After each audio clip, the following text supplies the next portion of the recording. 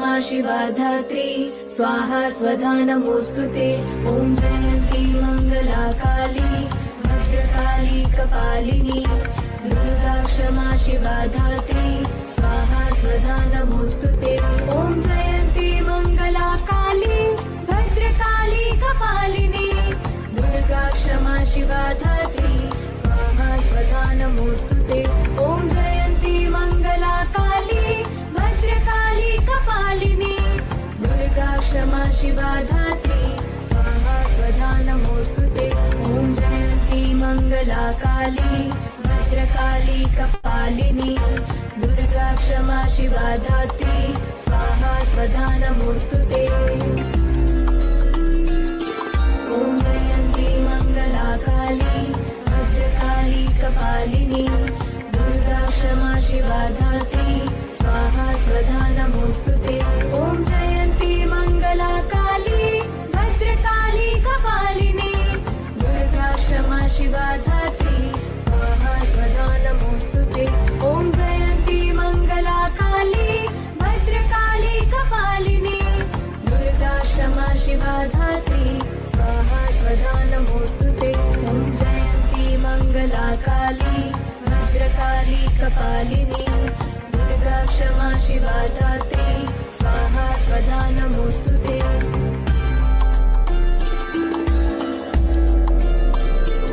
ॐ जयन्ती मङ्गला काली भद्रकाली कपालिनी दुर्गा क्षमा शिवा धात्री स्वाहा स्वधा नमोस्तुते।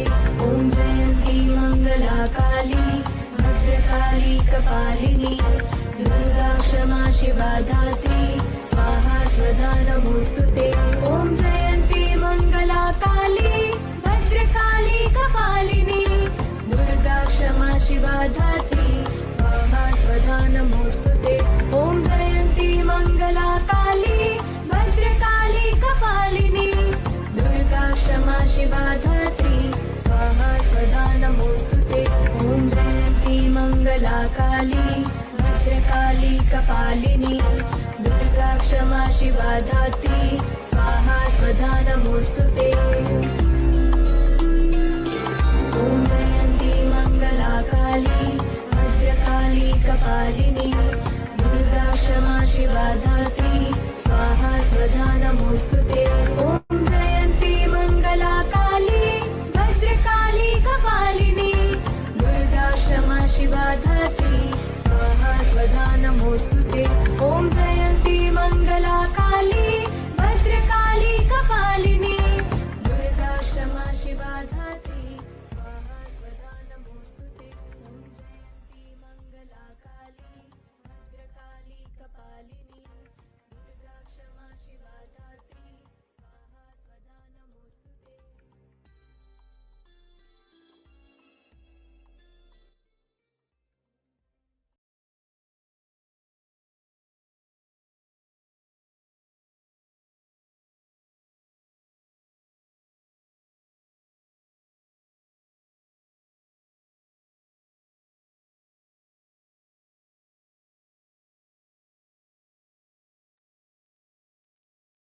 Welcome everybody to the session. If you can switch on your camera, please do. And if you cannot, try if you can switch on your camera a little later maybe.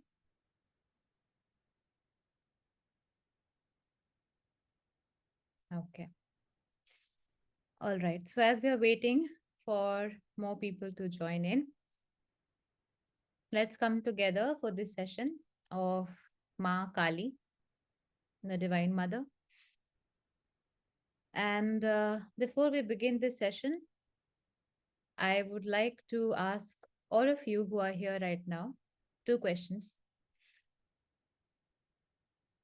When you think of Maa Kali, what is that one word that comes to you instantly? Like the first word that comes to you, what is that? Share with me here. Power, mother, love, protector, fierce, strength, fearless, compassion, okay. Security, strength, Unapologetic. Yes. Fierce. Fear. Okay. All right. Interesting. Owing the truth. Hmm.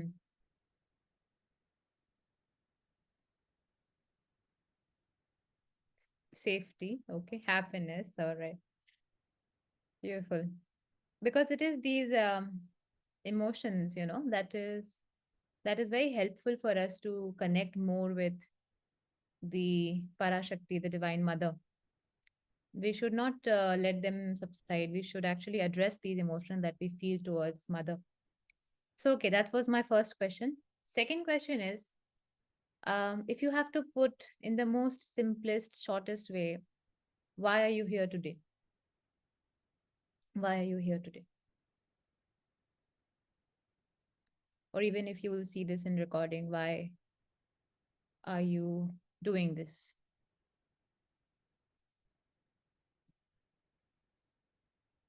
Uh, let's start from here. Yes, to meet my shadows, to feel her presence.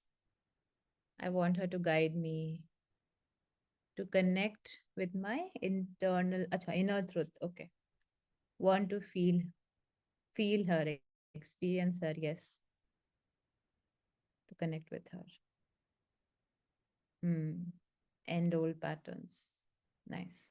So I see that most of you have this feeling that I don't know why, but I want to just connect with her, connect with Ma. And maybe you have been a sadhak or a devotee of Ma Kali. Maybe you have just recently felt drawn to her. Is there anybody here in this group who has felt, let's say, that you want to connect with her, but you also feel a resistance or maybe fear? And if yes, can you give me a yes? Is there anybody here in the group? Okay, yes, yes. Hmm.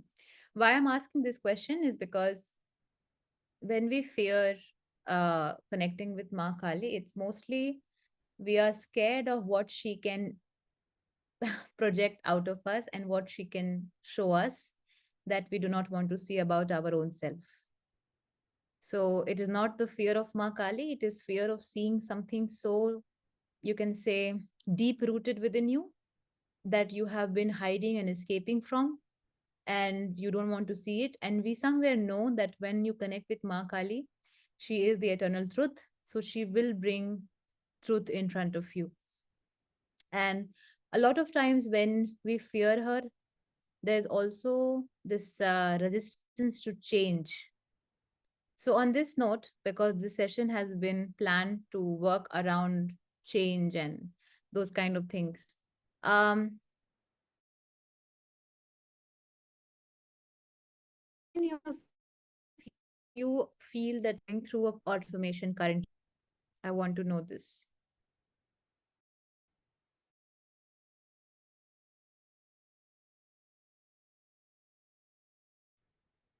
How many of you feel you're going through a change, or can you hear me?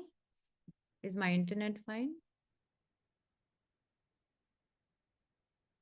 I think you cannot hear me, maybe. Are you able to hear me? Are you able to see me? Yes. Now you can hear me.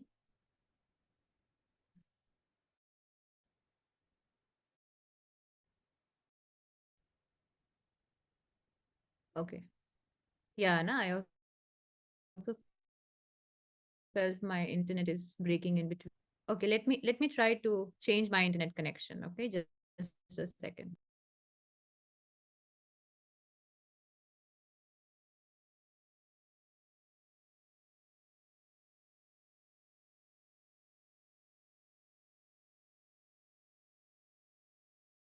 Okay, now I think my video should be fine and the audio too. So I was asking previously, can you all hear me now, by the way? Can you all see me? Yes, okay. So I was asking that what is, okay, yes, you can see me. It froze earlier. Okay. I think everybody can see me and hear me now. Hmm. So, yes, so I was asking if you are going through a period of, or if you feel like you're going through a period of transformation and change? And if yes, please give me a yes now. Last time I missed it because of internet issues. Okay.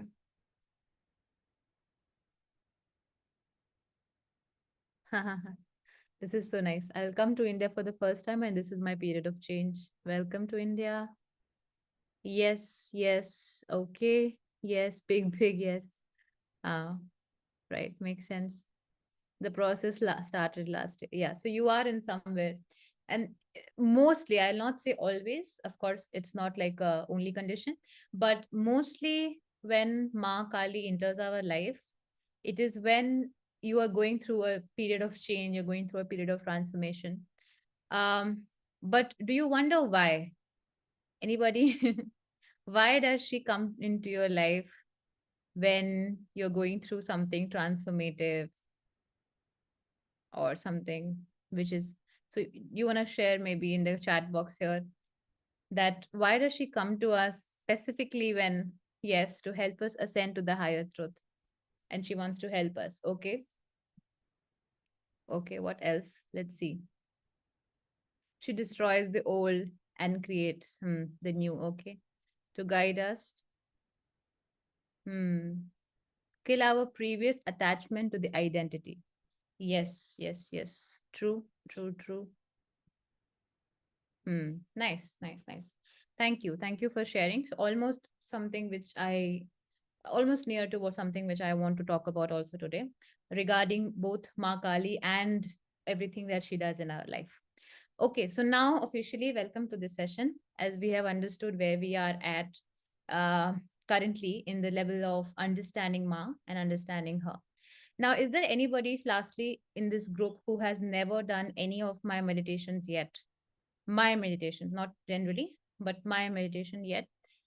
And if there is, please give me a me or yes in the. Okay, I think few of you. Okay, okay, good. So why I asked this question is that last time the class was full. Yes, yes, yes. Okay. So why I asked this question is because the kind of healing meditations that we do, I try to bring it on a level where from a beginner to an advanced, basically beginner is someone who's beginning in my kind of meditation for the first time, and advanced is someone who has been doing it for a very long time. So I try to do something which could be a balance for both, and that's why I try to understand. Okay, all right. So let's talk about Ma now, and let's talk about Ma Kali. To talk about her, I was thinking today that okay, let me start by giving everybody that who is Ma Kali, and then the moment I thought of this, Ma humbled me down by saying that you cannot define me and you can only experience Ma Kali. You cannot define her, you know and that is when I was like, yeah, that is right. So I was really humbled by my own thought that yeah, that you can't define. So then I thought, okay, let me just talk about Ma. And honestly, Ma Kali has been one of the most integral divine form in my journey. And I don't say this only because she has been this savior and protective figure. Yes, that is like a big part of it for sure. When it comes to me, my family's health, a lot of things, she has been quite, quite protective, quite there. But today, when I wanted to talk about her, I did not want to touch on her protective savior archetype or form. But because that is there, that is, I mean, it's Ma, so it's fine. But what I feel like I'm truly grateful for her is all the times when she has helped me see my ego, my attachment to self and attachment to I, and every time how she has destroyed it as well. That is what I am very, very grateful for. Okay. Are you able to hear me by the way? Someone is saying my video is cut. Yeah. Okay. So, so that is something that I'm extremely grateful for because I don't think so that I could have been able to realize so many things about Atma, self, God, everything without her making me kill my own ego, literally killing my own ego. Okay. And when we see that, okay, I'm a huge devotee of Ma Kali and all that, often we find ourselves into this. trap that I'm a huge devotee of Ma Kali. That means I am all protected all the time. I'm all safe all the time. That means I am blessed one all the time. But if you want to understand Mother Kali, you have to go beyond that. Okay. I mean, yes, she is protective. Yes, she is motherly. She is compassionate. But her true compassion comes when she makes you destroy the attachment to self, when she makes you bring the fingers that keep pointing to the world, that it is because of this world, this situation, this problem that I'm going through, whatever I'm going through. She makes you, kind of bring that finger back at you and make you see yourself in the ways that you have never seen. And that is when you can truly say that, oh, I feel that I am a devotee of Ma Kali. Okay, so today, what my intention would be to take you from a place where you feel like, yes, she is protecting me, yes, she's my mother and everything, to a place where I am ready to surrender everything and get destroyed by her. It should be that kind of bhakti or devotion that one may have when you are in this path of Ma Kali. Okay, because that is something that she loves. If you really talk about it, she loves this. And this is where I want you to go back to this story of Ma Kali. I don't know, you might have already heard of it, which is the story of how she killed Rakta-Beej. Anybody here have heard the story? If you have, please give me a yes in the chat. Have you heard the story of how she killed the demon Rakta-Beej? Yes. So, the interesting story, I'll just quickly summarize it. And why I'm doing all of this is because before the meditation, I want you to kind of little bit get familiar with what she is. Of course, we can't define her in 3, 4 sentences in few minutes, but maybe just a little bit of familiarity to her. Okay. So the story goes like there's this demon, which is called Rakta-Beej. And the interesting thing about this demon is that no matter how much you try to like hurt him or attack him or whatever, with every drop of blood, okay, and Rakt is blood here, another, like his twin is born out of it. His another version, his another clone version is born out of it. So every time when Durga Ma was trying to hit him or attack on him, a new, from the blood which used to drop and go to the soil, a new clone version of that same demon used to come out of it. And because of this, it was very difficult to kill him completely, because every time a new demon was born. So now, because of this, Ma Kali was manifested out of Durga. And what Ma Kali did was she started to collect the blood in a skull, rather than in a skull head, basically, rather than letting it drop to the earth or to the soil. And that's how Rakta-Beej was finally killed by Mother. Okay. No, it is different than Mahisasur, definitely different. Mahisasur is connected to mostly Durga.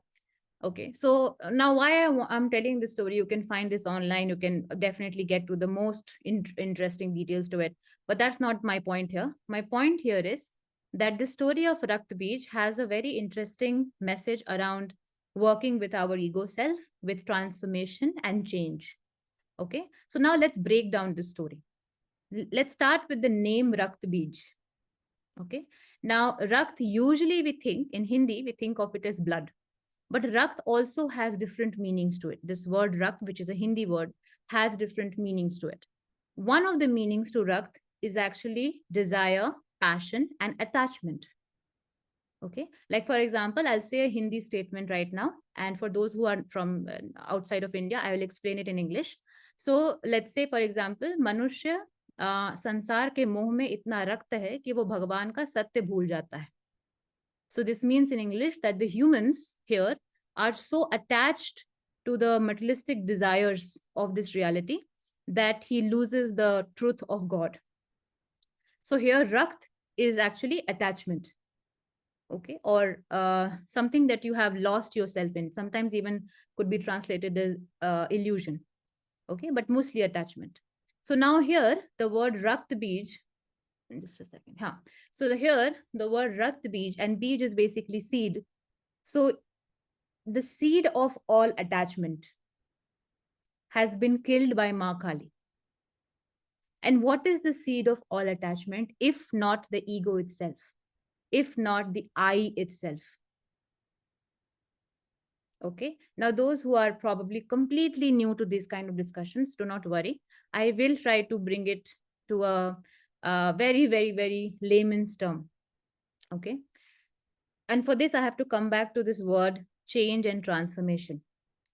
Whenever we go through a change, whenever we go through something that we quite did not expect, okay, that's what I would like to call as a change. I will not call something that you have planned as a change. Okay, because that is not technically a change. Something which you did not expect and it suddenly has come upon you. Okay, whether it is a fall of a relationship, whether it is a death of a loved one for that matter, or whether it is loss of a job, loss of interest, some physical health change, mental health change, whatever. Okay, so anything that you have not expected, maybe in a good way also and bad way also. So all kind of changes, why do they happen? Why does a soul plan these kind of changes? All changes happen so that we keep unlayering or discarding the sense of self that we are attached to. Okay, so for this, I'll give you a very simple example. So let's say, for example, when you used to live with your parents, let's say, and after 18, 19 years or whatever, now you have to start studying for college, you have to live in a hostel or whatever. So there is a change now. And again, I'm picking very, very, very simple example, but just to explain this.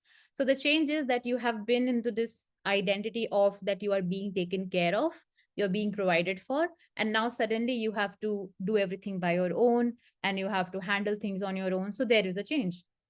Okay. And every change actually happens so that you detach yourself from the identity or the character that you have been playing so far. Okay. So now you have to play a different character when you're in hostel. But let's say you are not ready to let go of this character that you have been so far. So then what will happen? You will struggle. You will not be able to accept the hostel life, the college life, because you're constantly thinking that, oh, but in home it was so good. Right now, this is very simple example. If I have to little bit, go a little bit deeper into this. So let's say if you have been um, an overgiver for a very long period of your life, or someone who's very, very kind, very compassionate all the time, and suddenly you're married into a family who are extremely self-centered, and they take a lot from you and they are not caring about you, and now you're still this overgiver, you're still playing the character of that person. And now what has happened is that the situation wants you to change, but now you're questioning yourself. You don't know who you are, because if you start to become a rude person, if you start to become this self-centered person, then this is not who you think you are, because this is not the character that you have played for, let's say, 25 years of your life. And that's when the struggle begins. That's when you start to feel, oh, but what am I what am I supposed to do, those kind of things. So every change, now I'm not saying that you're supposed to be a self-centered person, but what I'm trying to say here is that you are definitely supposed to detach your attachment to being an overgiver, because as much as we do not like it, nobody has asked you to be an overgiver. It has always been your choice. And if you are choosing to be an overgiver or a pleaser or whatever that you are being, and that's not working out for you, then you have an attachment to it. And when Ma comes, she tries to kill that attachment. She tries to kind of help you discard that attachment. And as you detach yourself from this character that you have been playing for a very, very long time, then what happens is that you are reborn. There's a rebirth. And that is what we call as transformation. And that is why Ma is the goddess of transformation. You will stop caring about expectations of people when you're reborn. Okay. So that is what, yeah, so like people are sharing here also. So that is what the whole process of transformation is. Now, one of the most integral part about transformation is that you are supposed to see a lot of, you can say a lot of things about you that you have not accepted or have not acknowledged. And until unless you don't do that, you will not be able to change and transform. Okay, I'll explain this. So, coming back to the story of Rakta-Beej, if you now think about it, Rakta-Beej actually means the seed of all attachments, which means sense of self or ego. Okay, and what Ma did was, whenever Acha, the interesting thing about the interesting thing about ego or attachment is that the more you try to end it, the more it expands. And that's what was happening with this demon Rakta-Beej. Okay. The more Ma was trying to kind of kill it, the more it was multiplying. Okay. And you can think about any attachment that you have. And another thing is that when you talk about attachment is not with the outer reality. A lot of times we think that attachment mean attachment to my family, attachment to my career, whatever. Attachment is always inside. Attachment to your own self. Like for example, when we say na that why am I not able to forget someone that I have loved before, why am I not able to let go of them or whatever, it is not that you're not able to let go of them. It is that you're not able to let go of the self or that part of you that you were with that person. Okay, so it's always the attachment to the inner self. Okay, and as Anamika has beautifully said here, what you resist persist. So that is why we need the power, the force of Divine Mother and Ma Kali to help us go through this phase and to be able to transform and change. It is a must that we see all our shadows. It is a must that we acknowledge all of that. And that can only be acknowledged when you're fearless. If you're scared, you can't see your shadow. Okay, like for example, for someone who's an overgiver, sometimes we overgive because we want to feel superior over other people. We want to feel that we are special and better and important. Okay, and we don't want to see that about ourselves because that would mean to be courageous.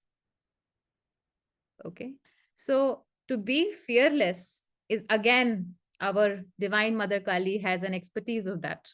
And all of you were writing about it in, I think, few minutes back, fearless and this and that when you think of Mother Kali. So being fearless is not that, oh, I'm not scared of the world anymore and I will be my true self now. Or being fearless is not that I'll speak my mind now, I don't care what people think. That is just a play. Okay, being fearless is to be able to accept yourself the way you are by seeing all your shadows and light. Now that is fearless. That is true fearless. Okay, the rest of it is play. And that is what Ma Kali helps us to do. Okay, so now coming to this meditation. So far, are you with me? If you are, can you please give me a yes? Hmm. Now, can you actually tell me, whatever the first thought that comes into your mind, why do we not want to change? Like apart from the shadow and everything, what is the reason you think that you are not able to change or you are not able to accept the change? What is stopping you? Fear of the unknown. Okay. Familiar. Hmm. Uncertainty. See, many of you are talking about that. Familiarity is comfortable. Exactly. Exactly.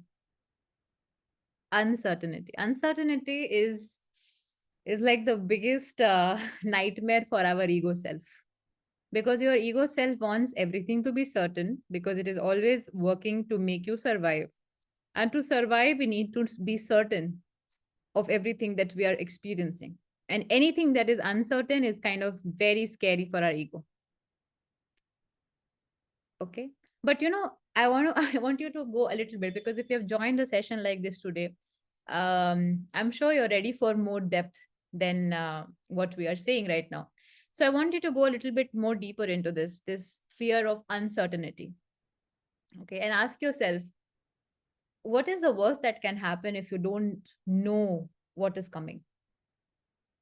What is the answer that comes to you? Why are we so scared of uncertainty? Death. Okay. Right at it. Death. All right. I will lose control. Hmm. I will lose myself. Abandoned. Failure. Okay. Because you want to control. And what will happen if you're not in control? Ask yourself that. Insanity. Unsafety. Hmm. So now, see, these are the things that we need to talk about. Okay. What is so scary about not knowing? Mostly it is, how will I handle it? How will I control it? Control. Okay. And if when you are in the temple of Ma Kali, you have to give up control. Could lead to failure. Yes, yes, yes. So we are making all these assumptions that it could lead to this, it could lead to that, and I don't want that to happen. So I want to control. Basically, I don't want this, and I want what I want. So here the I is very strong. Okay. I want to control the situation. And it is so interesting. Your birth has not been in your control so far. Like, do you think that you were in control of where will you be born? What will you be doing? And honestly, I'm sure all of you have been gone through situations in life where you couldn't really control anything. And I'm sure you don't know how to control your death either for now, until unless you're some really siddh siddh purush, some really interesting sage, right? So technically we are never in control. If you think about it, we are never in control. The only thing that actually, we can't even control our own breath sometimes, right? Now just think about that. Your ego is like so scared to hear this, that what? We are not in control. Because it's so beautiful. And I was thinking about it last night. So people like us end up having weird thoughts, by the way, before we sleep. So I was thinking about it, that it's so funny that we are living our life like this, and we have no idea where we have come from. We have no idea where we are going to go. Even if we'll go or not, we don't know. And we are just so consumed in, oh, she said this to me, oh, he's like this, oh yeah. It is so funny, at the same time sad, if you think about it. What do you think about this? I don't know if it's only me who's thinking like this, being crazy at 12 a.m. in the night. I don't know. But where are you at with this? Isn't it so funny that we are so consumed with this and that? And my God, we have no idea where we have come from, where we have no idea where we're going to go, right? Thank God that the few people who align with my thoughts here, right? And that's why I find it extremely funny how consumed we are in this play, and this play that we have been put into, and this character. And so consumed that we have forgotten that it's a 3-hour film and it's going to end very soon. And you're going to then again play another character in another film. So technically, we do not have any control. Okay. Huh. Right. Right. Okay. Now, how does that feel? To kind of listen to this statement that we don't have control.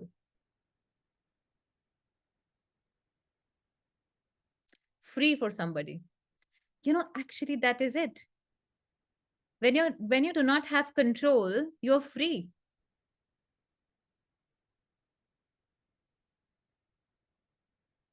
Liberated, yes. Because all this time when you're trying to control your life, you're actually controlling you.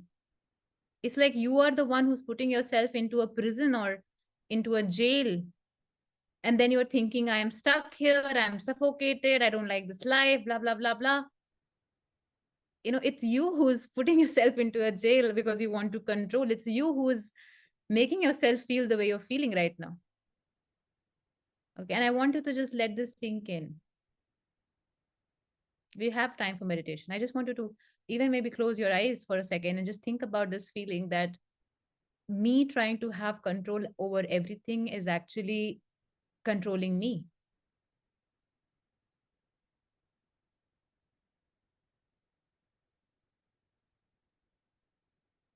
Okay.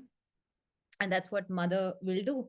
Mother will make you feel liberated of this control that you have over you.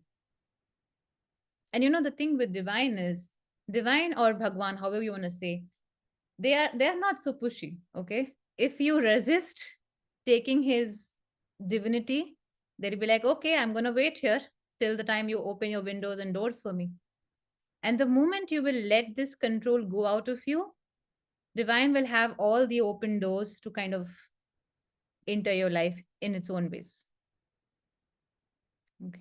And I'm the biggest testimony for this, because I cannot think of anything that has happened wrong when I have let go of the control.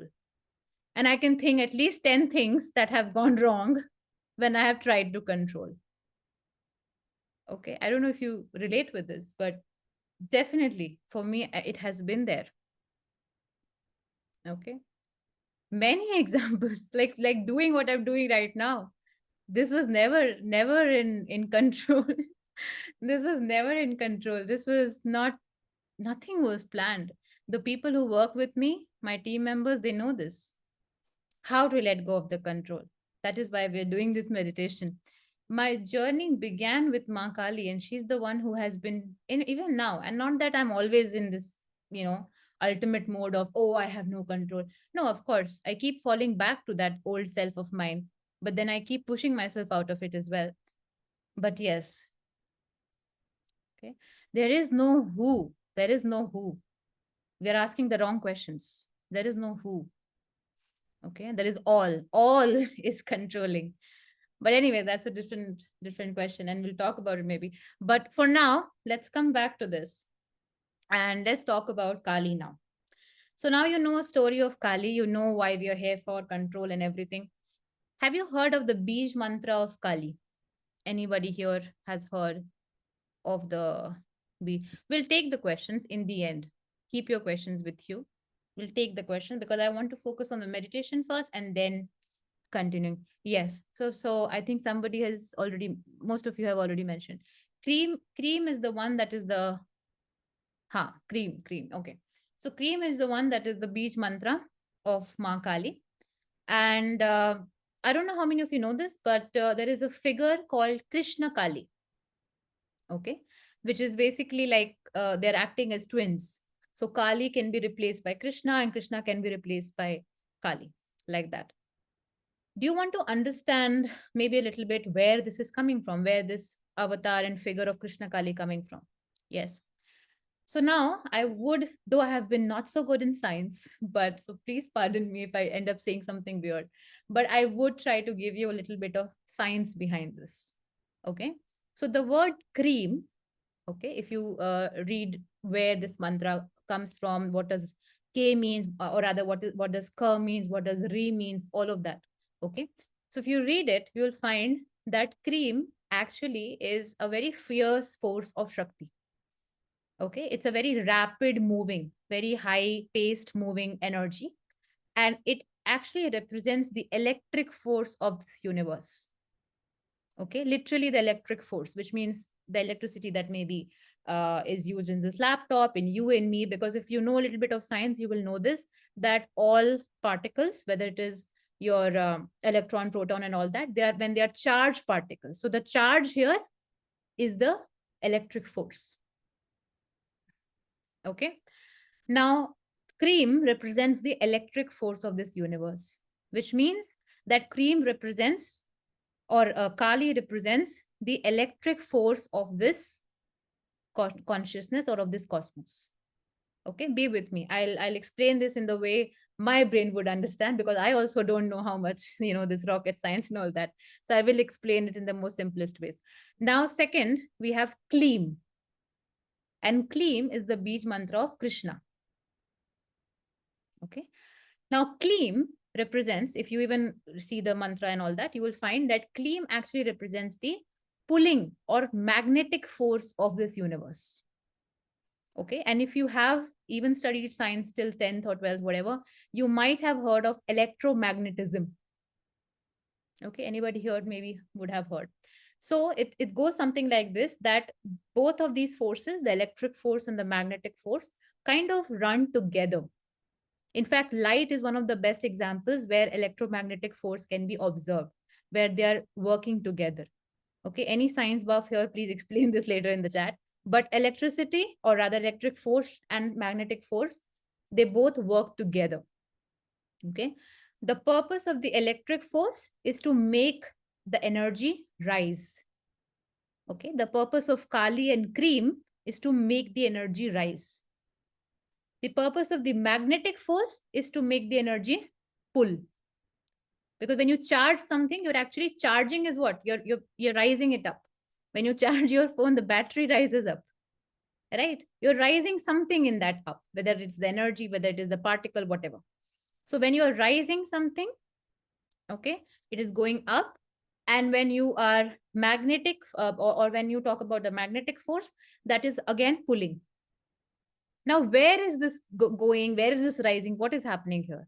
So here it means that when we talk about cream, it means rising into the divine. Okay, that your Shakti, your energy is rising, but which means it is becoming so high vibrational that you are becoming one with the supreme consciousness, Bhagwan or divine, how you want to put it. And when it is magnetic force, which means it is being pulled in divine. Okay, if you think about it, both of them are doing the same thing. One is doing it by making it rise, another is pulling. And that's why the character of Krishna, the avatar of Krishna, it is known for, Krishna ji is known for his magnetism. Everyone is drawn to him. The gopis, Radha, everybody. Radha to chalo is there only, but gopis and everyone is drawn to him. His name comes from the word akarshan, karshan basically, not I even, karshan, and karshan means attraction. And karshan became Krishna. Okay, so what Krishna and Kali actually represents is the electromagnetic force of our own Chetna, of our own consciousness. Okay, and when you connect with these forms, which is Kali and Krishna, that electromagnetic nature of our consciousness rises. And when it rises, you get pulled into or rise into divinity, Bhagwan, supreme consciousness. Okay, that is the importance of this word, cream and cream both. Now, because they are both basically irreplaceable, so that is why you can either use cream or you can also use clean. Only difference is now, I'll tell you the difference. Now, cream is a little bit rapid and intense force. Anyway, the electricity is very, very dangerous. Think about a conductor. If the conductor is not ready and if you put electricity into it, anything can happen. Okay, so that is why cream is a very rapid and high force. Whereas clean is a little bit of gentle and more feminine and calming force. Okay, so when you want to, and even if you say it, okay, when you say cream, you will feel a little bit of like something aggressive, something fierce. When you say clean, there's a little bit. Okay, so now both cream and clean can be said. But when you want to connect with Ma in her transformative form, that Ma, come and kill my ego now, I don't care, then you may connect with her with cream. Okay, but when you ask Ma that Ma, little bit, be loving, be nice, be compassionate, be sweet, okay, and then also help me also, but be nice and all, okay, then you connect with her by saying clean. Okay, and cream and clean together becomes Krishna Kali. And that is why these are irreplaceable. Everybody wondered, now what is the, I have got so many messages on Instagram on this. Shivangi, make a video on Krishna Kali, please. So this is the explanation, by the way. Okay. So now why I'm suddenly talking about this is because in the meditation, we are going to be using the word cream or clean. Now that is for you to decide what you want to say today. And I'm going to leave it on your intuition. Okay. What are you drawn to today? Are you drawn to cream? And I'm also going to leave it to Ma, because Ma will tell you in your thoughts what you should be saying during the meditation. Okay. So they can be said together, Ankur, but we are saying today only one because these are so powerful. Imagine we're talking about science here, electromagnetic force. So these are so powerful stuff that we should be, if you're starting in this, if you're a beginner, you should start with something simple and slowly take it to the. And in fact, all the mantras, whether Hrim, Aim, Saw, Cream, every mantra has actually has a very good explanation behind it. Maybe we can do a session on mantras one day. Okay. All right. So now let's talk about the meditation and we'll start the meditation in a few minutes now. Are you ready to do the meditation? Are you now little bit maybe familiar to Ma Kali and probably a little bit aware of what we are going to do and what we can expect today? Yes.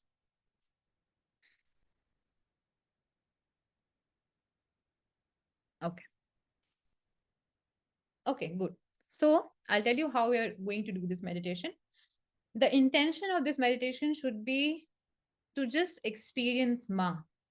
Rest, you should put everything aside and just keep this in your heart that I'm here to experience Ma Kali. That is number one. Number two, you must be seated.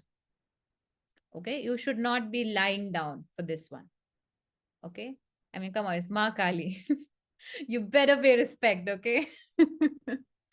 And try not to wear any footwear or anything. Okay.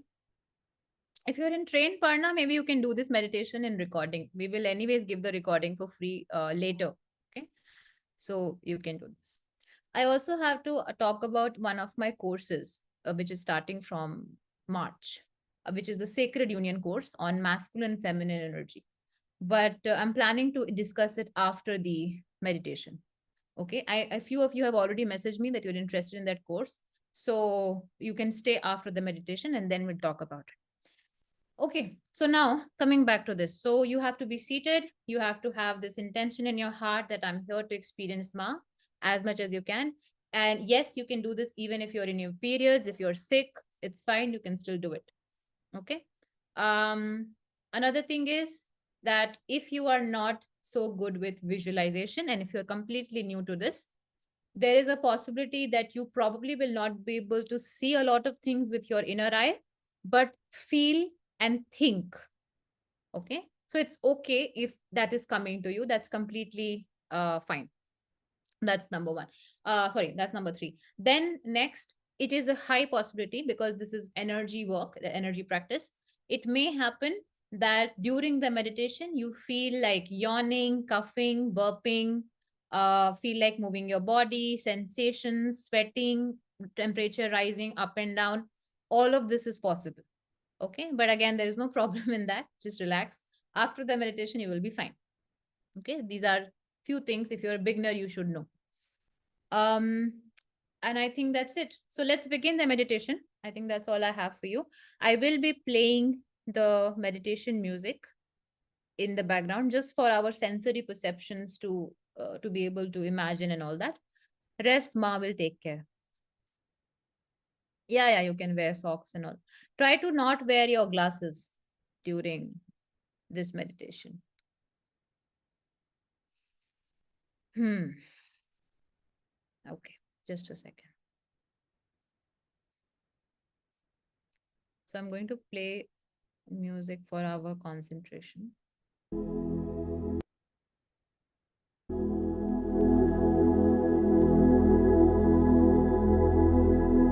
Get water.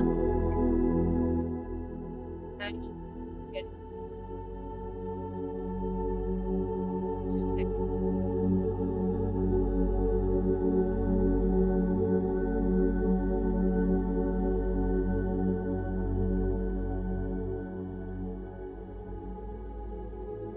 If you have earphones and headphones in your house, please use earphones for better experience. And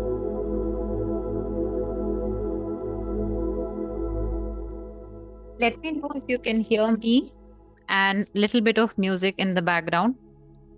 Can you hear me? Let me know. Yes. Okay. I will be decreasing and increasing the music according to what I will need. So do not worry about it. You should just be able to hear me. That's important.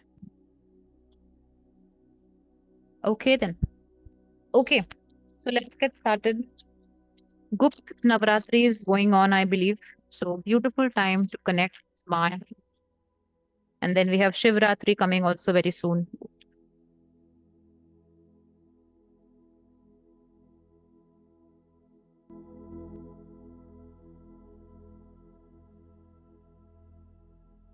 Jai Ma.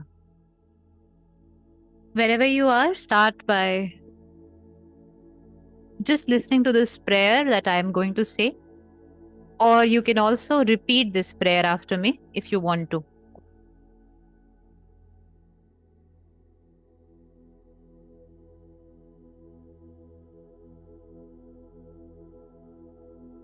Om Krim Kalikaya Namah.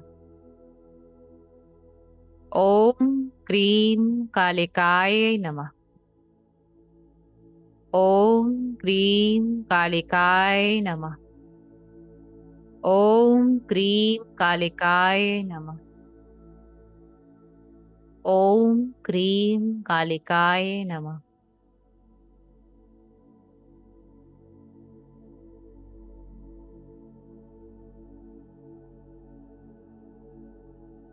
Ma, we are all here, surrendered to you. Take us in your love.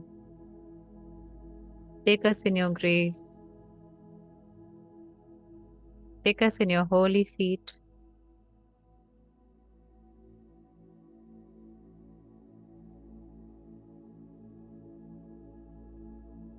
We are all ready to let go all that doesn't align with my highest self.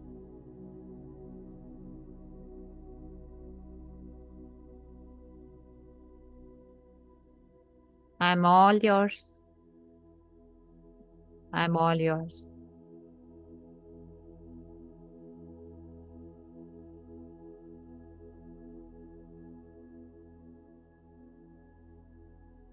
Jai Ma. So, with that, let's begin our meditation now. Wherever you are, keeping your eyes closed. It's okay to move in between if you wish to, if you're not comfortable. Start by a simple breathing practice. We'll breathe through our nose and breathe out through our mouth. And every time when we inhale, we'll inhale into our belly. And every time when we exhale, we'll exhale out of our belly through our mouth.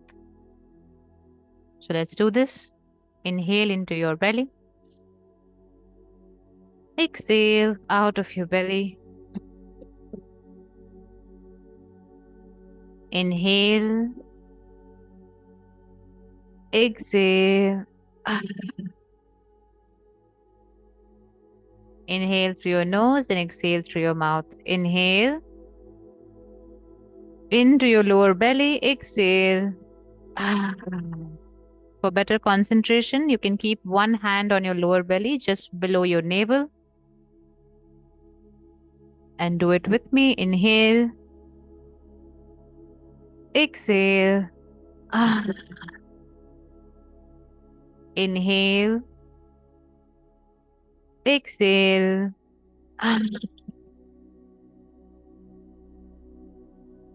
Inhale.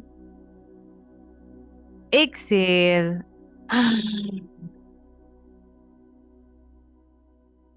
Now relax yourself and bring your awareness to your lower belly, few inches below your navel. Keep one hand on your lower belly constantly during this meditation till I ask you to remove it. Keep either of your hands, left or right, whatever you choose, few inches below your navel, around your lower belly, gently and softly. And wherever you have kept your hand, try to bring all your awareness into that part of your body. Try to bring all your awareness into that part of your body. Where your hand is, that's where your awareness goes. Your hand is in your lower belly, so your awareness should be there too.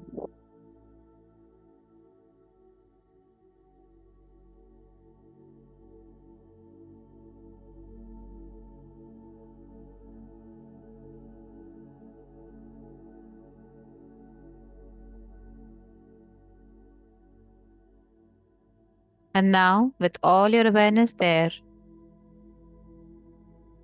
start by visualizing fire burning within your lower belly. It could be any form of fire that comes to your mind, to your thoughts. The fire of a candle, the fire of the woods, the fire of a camp, the campfire that you might have done. Any kind of fire that comes to your mind, to your visualization. Visualize that ignited within you, illuminating your lower belly.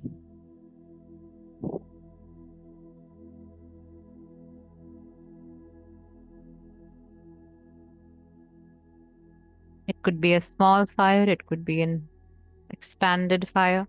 Whatever comes to you in whatever shape and form and color, accept that as fire.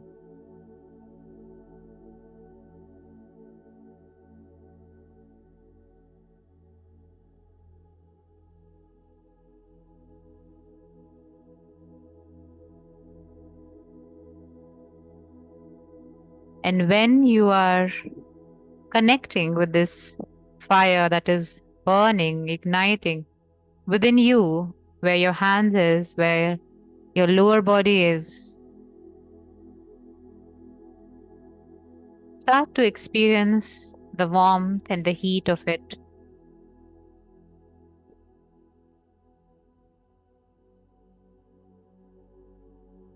And as I say this, you might actually start to experience this burning fire, this warmth and heat rising within you from your lower belly.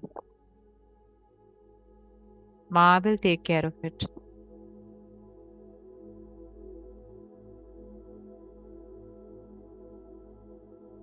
And the flames of this fire are illuminating your entire inner body around your lower back, your thighs, and lower belly. What is the color of this fire? Ask yourself.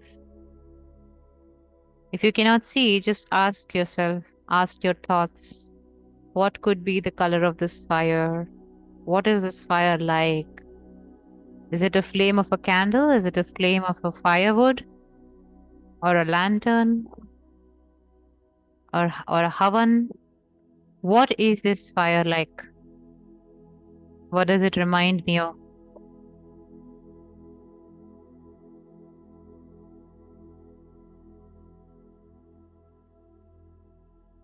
This fire represents the change that has already been ignited within you and soon going to take over. The change that you may want, may seek, or may not expect at all. Your soul has already ignited this change within you in the form of this burning fire.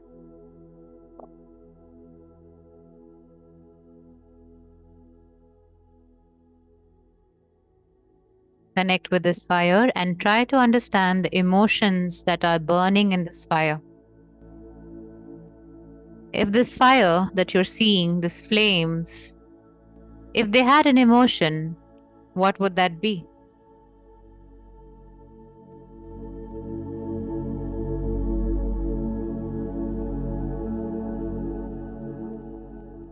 That this fire that is burning within you, within your lower belly, had feelings and emotions, thoughts and expressions. What would it say? What would it feel? What is this fire feeling that is igniting within you, that is burning within you?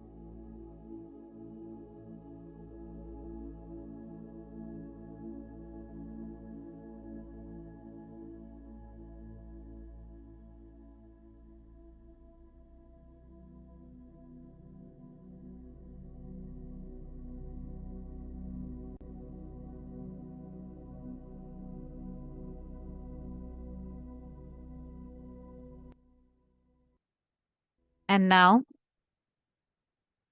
as you're connecting with this fire and its emotions that it carry, we'll see it rising. We'll see the flames of the fire slowly rising, coming up towards your abdomen,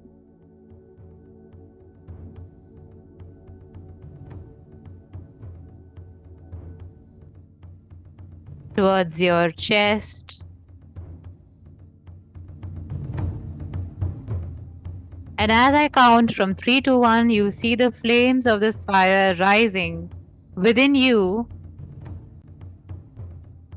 into your abdomen, into your chest, into your shoulders, into your heart, into your face and neck. And this entire fire and the flames that rise within you are warming your inner self. In 3, 2, 1. Now.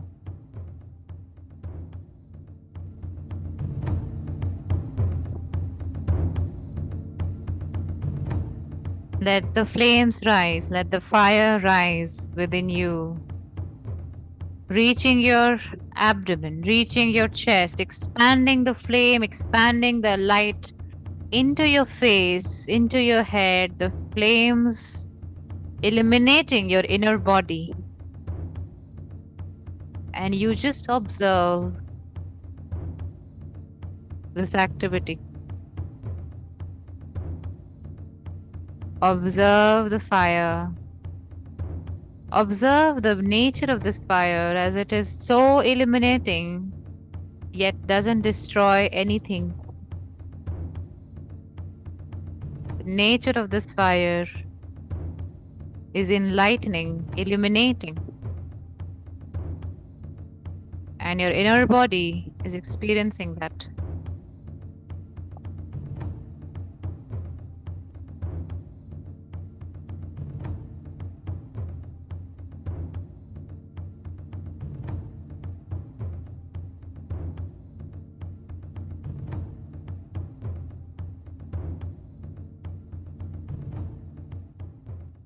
And now, as we have risen the fire within us, whichever word comes to you, whether clean or cream, start by chanting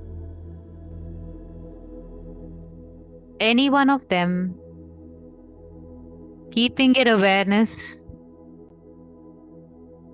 into this fire that is burning within you. If the chant cream comes to you, then start chanting now.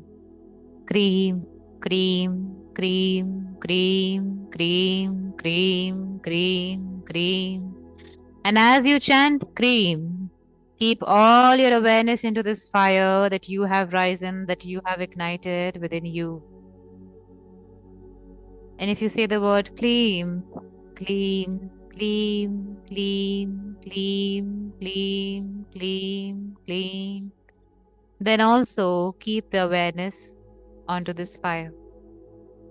Start chanting now, whatever comes to you naturally.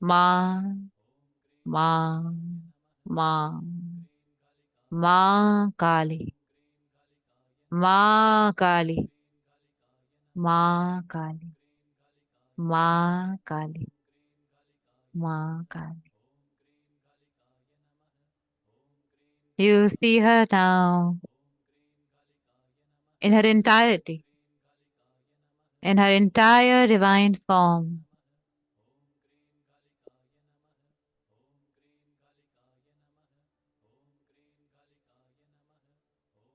As if you are transported to a different place, a different reality, a different realm where she is. She is standing in front of you. Bow down to her. Jai Ma Kali. Jai Ma Kali. Jai Ma Kali.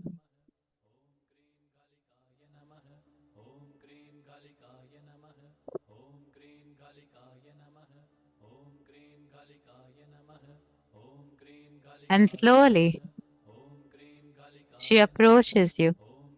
You may see her entirely, or may you see just a part of her, and that is all right.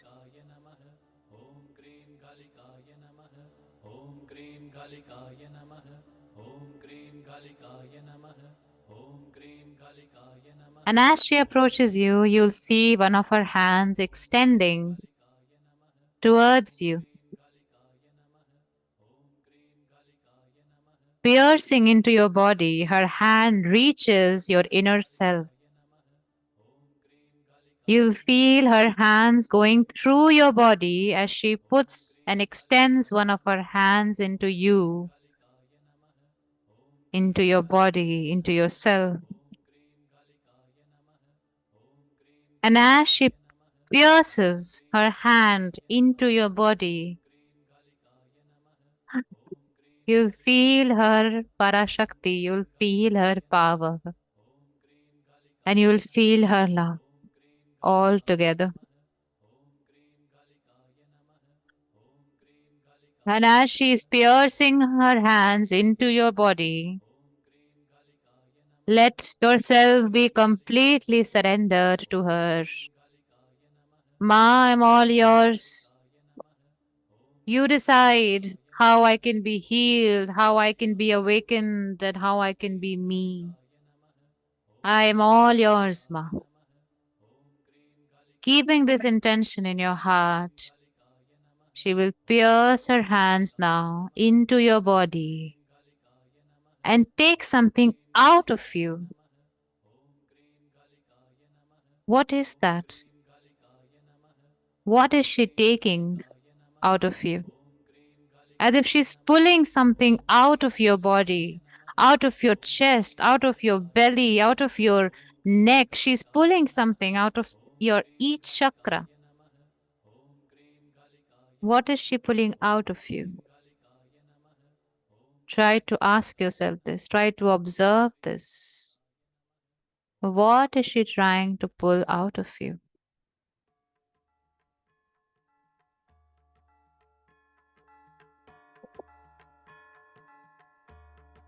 She takes her hand, let it go inside your body, and pulls something out of you. What is that? What is she taking out of you? What is she pulling out of you?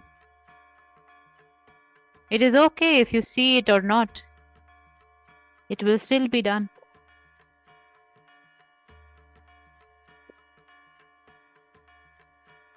And as she pulls something out of you, you suddenly feel free. You suddenly feel lighter. A sense of liberation, a sense of acceptance flows in as she pulls something out of you, out of your body. And whatever she has pulled out, she's eating that, so that not even an ounce of it is left for you to struggle with it again. Look at her love for you. It's okay if you can't see all of it. Just follow. wherever we are going. And I see she's pulling it out of you and eating it. Pulling it out of you and eating it. She's pulling the attachment. She's pulling the pain. She's pulling the diseases. She's pulling the sorrow. She's pulling the fears. She's pulling the loneliness. She's pulling the lack of confidence. She's pulling the lack of self-worth out of you. For each one of us, she's pulling something unique and special out of us and eating it. As if we are giving it out as a prasad, as a food for worship to her. And she's eating it. You're so kind, Ma. You're so kind. Whatever that we couldn't accept and digest about our own self, she is eating that for us. How much can a mother love us? How much can she love us?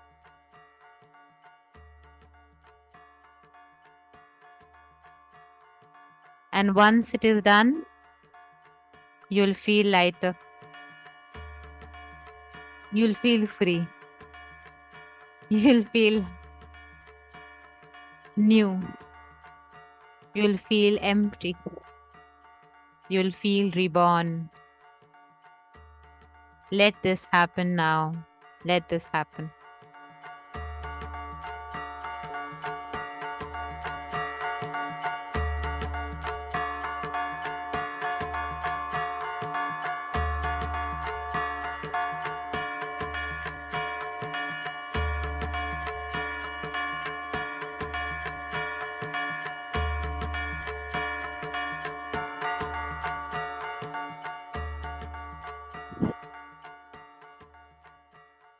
And now, she takes your hand and pulls you along with her, taking you into the light, into this new chapter that you have been so scared to accept. The part of your ego has dissolved in her as a food that she has enjoyed. And now she's taking you towards the light. You may feel that you're moving along with her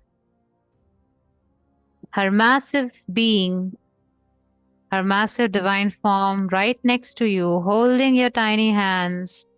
She's pulling and walking along with you like a child and a mother towards the light. Walk with her into the light now. Walk with her into the light. And as you're walking into the light, you may ask now, Ma, where are you taking me? What am I becoming now? Ask everything that you would need as an answer from her, and she will answer in her own ways now or later.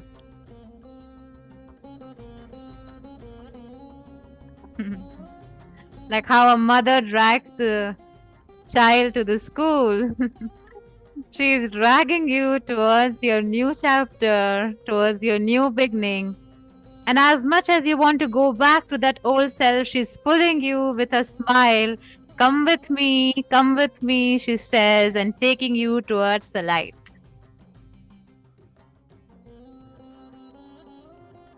And you trust her.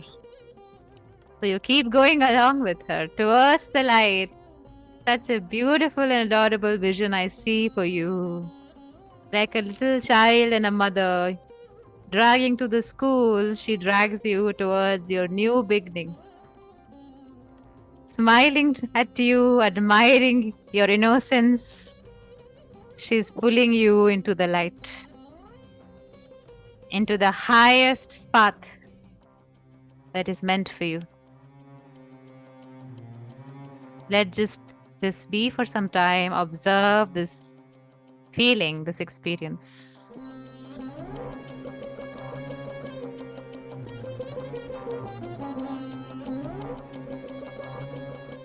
And if you're wanting to bring somebody along, she says, no, it is not their time. You have to come first. Walk with her into the light.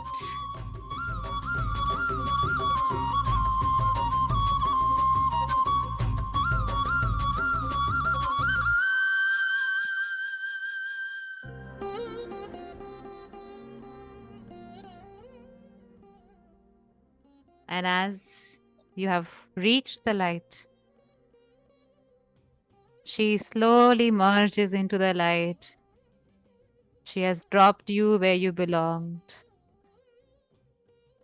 Her job is done.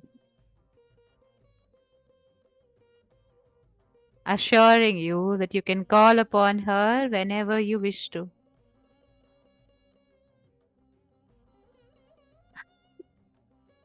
And with this, she slowly merges into the light, knowing that she is with you whenever you call her.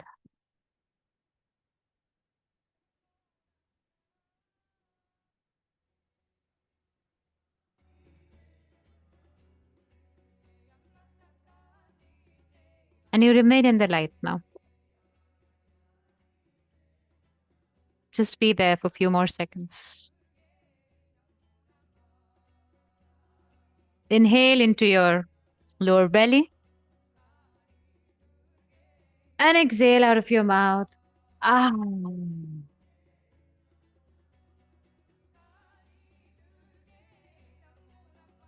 Before you come out of this meditation, say that one thing you would like to say to Ma and then open your eyes.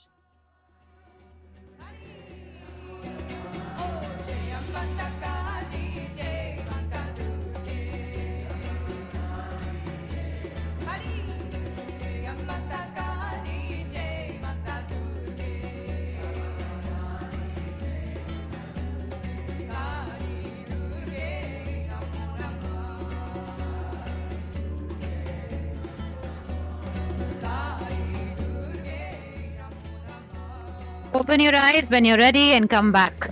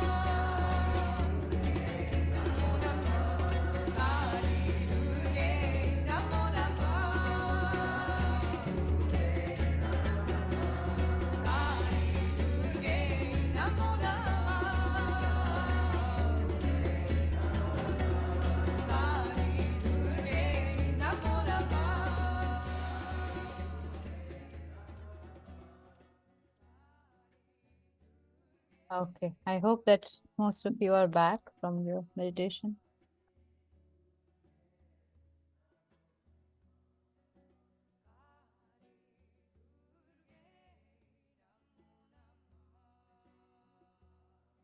Okay, yes, so you're back. Just a second.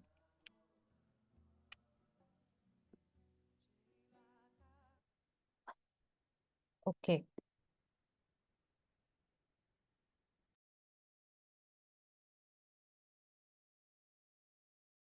So now, because this meditation is going to be available for you on YouTube, so you can come back to this for maybe once in a week. Because it's an intense meditation, I would say do it in an interval of 7 to 10 days. And whatever that you may be going through, the problem doesn't matter. The solution is one Ma Kali. So you will see her coming into your life and changing things in the way you probably you have never expected, changing you in the way that you have never expected. So, yes, that is the power of her. So, you can do this meditation in the interval of 7 to 10 days. Okay. All right. Hmm. Yes, yes, yes, yes, yes. Okay. Thank you. Less scared than last time. Okay, okay. So, first of all, I want to know from you, did anybody feel, think, or see what she took out of you when she pierced her hand and took something out of? What was it? Pulled your heart up. Because it was quite a vision for me. I saw, for everybody, I saw her going in, putting something out, and it's quite gross actually. And she's eating it. It was so amazing to see her eating the most ugly aspects of her that we honestly do not like. And she accepts it as her favorite food, favorite dish. Okay, so it's okay if you cannot see it and all. It's fine. That is still done. Your ability to see is not gonna stop her.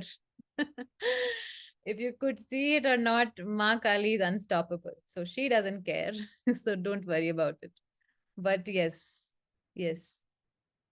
I know, right? I know it is just, yeah, when I felt, I think for a lot of us, it felt like she's eating our heart. I'm still feeling a lot of uh heaviness here. So yes, yes, yes, yes. Wow. Okay, good, good, good. That was really, really powerful. Um, okay, so now what we're going to do now is that you will get the recording of this session in a day or so on your mail with the YouTube link. If you have questions, um, you can stay. And if you do not have any questions, you can leave.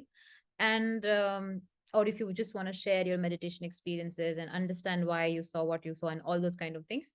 And next is, if you want to know about the course that I'm doing from 2nd of March to 8th of March. So it's a 1 week course on sacred union, which is the union of masculine and feminine energy.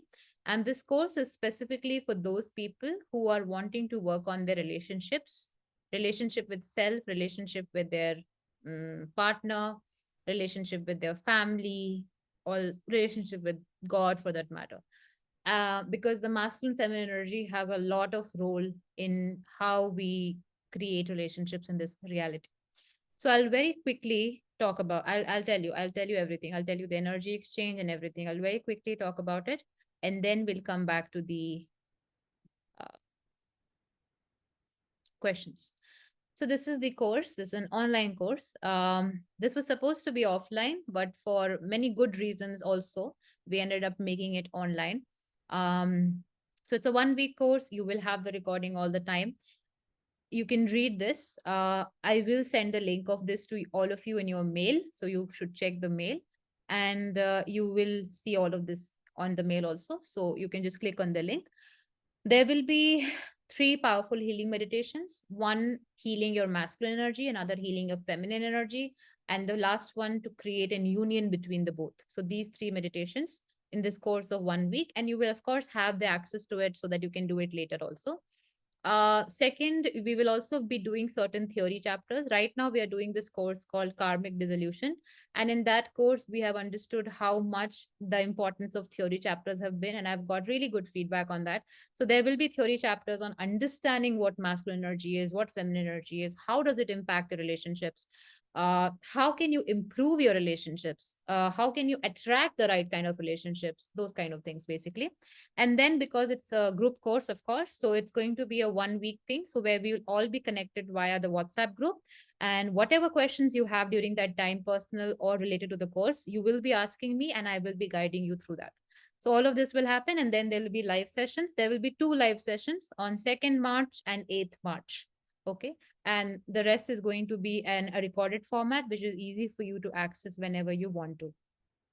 Now, this is what to expect and all of that. This is a nice photo of mine. Hi. And then this is what others say, basically. So this is actually very recent feedbacks that we have got on the recent course. We have not used the ones that have been before, because there are many, so we can't add everything here.